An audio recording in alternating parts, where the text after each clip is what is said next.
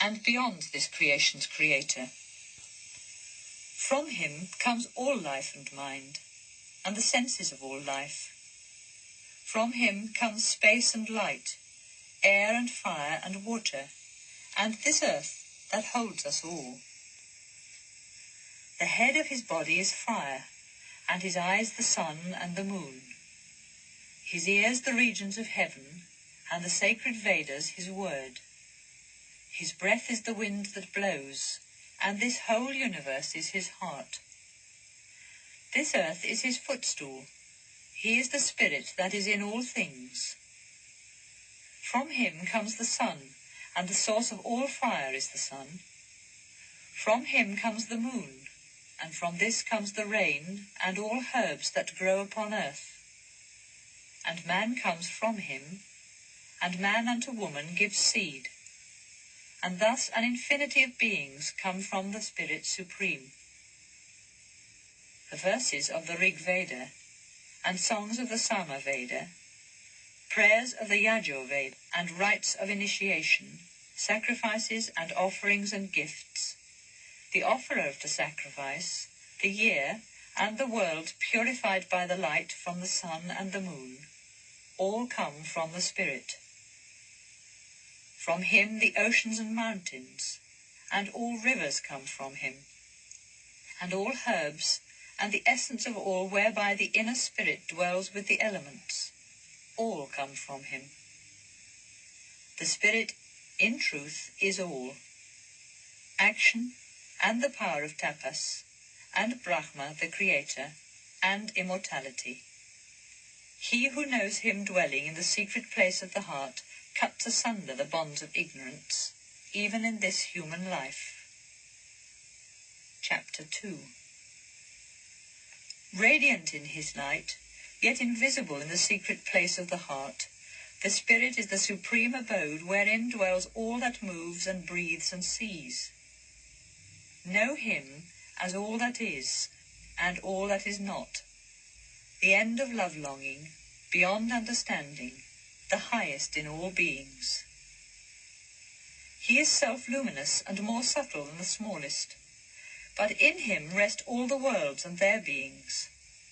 He is the everlasting Brahman, and he is life, and word, and mind. He is truth and life immortal. He is the goal to be aimed at. Attain that goal, O my son. Take the great bow of the Upanishads, and place in it an arrow sharp with devotion.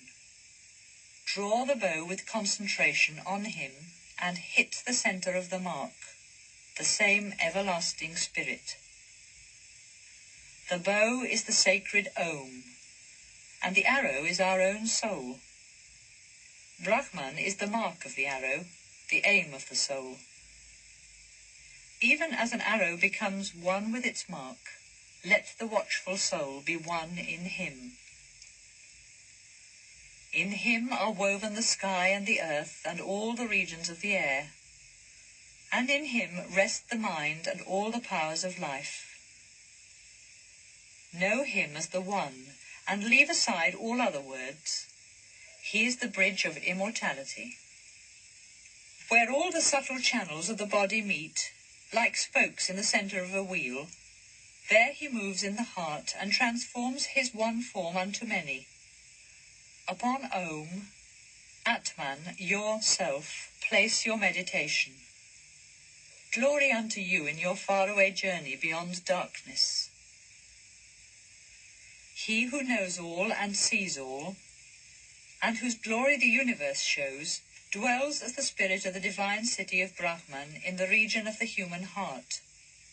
He becomes mind and drives on the body and life, draws power from food, and finds peace in the heart. There the wise find him as joy and light and life eternal. And when he is seen in his immanence and transcendence, then the ties that have bound the heart are unloosened, the doubts of the mind vanish, and the law of karma works no more. In the supreme golden chamber is Brahman indivisible and pure.